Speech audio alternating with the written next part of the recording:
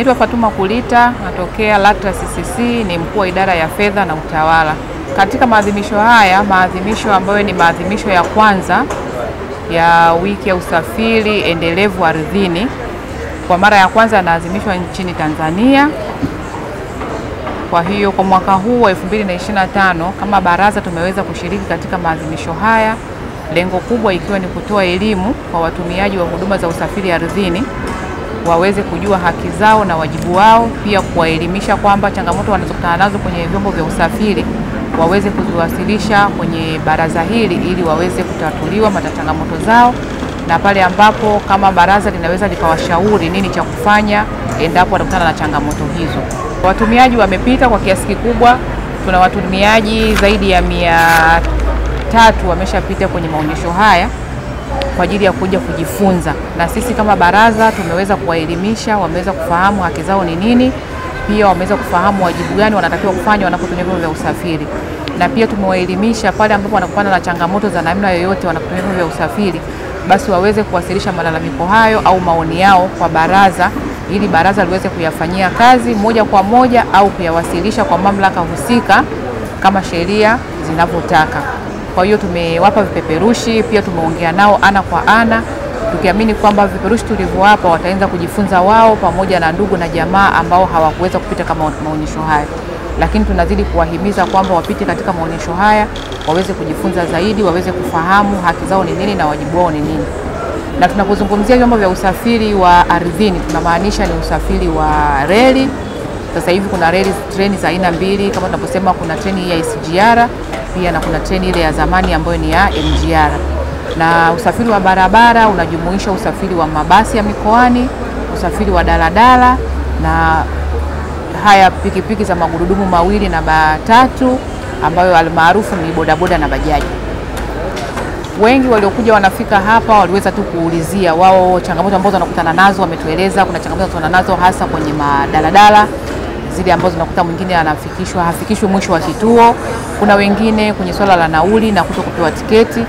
Lakini kwenye upande wa mabasi ya mikoani, kikubwa tulichowaelewesha ni kuhakikisha kwamba wanakata tiketi kwa njia ya mtandao. Hii itarahisisha hata wao kuto kuchajiwa nauli ambazo ni tofauti na zile ambazo mamlaka imeweka.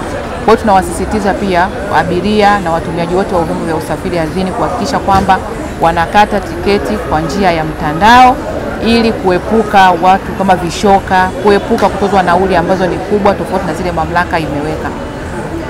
Katika kuelekea mwisho wa mwaka, kama baraza tumejipanga kutoa elimu kwenye vituo vikubwa vya mabasi, kuwaelimisha watumiaji kuhusu hayo ambayo nimeelezea hapo awali, na katika hayo tutatembelea vituo vikubwa vya mikoani pia.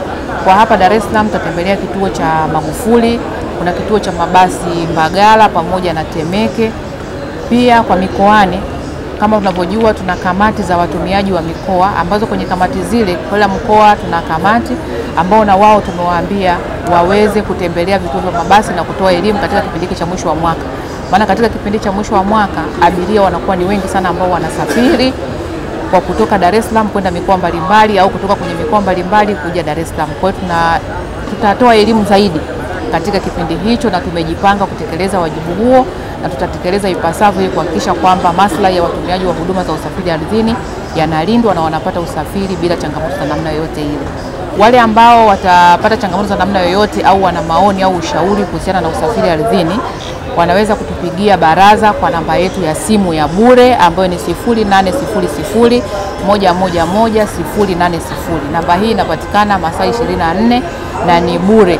Mtumiaji atapiga simu kwenye namba hiyo bila gharama ya namna yoyote ile.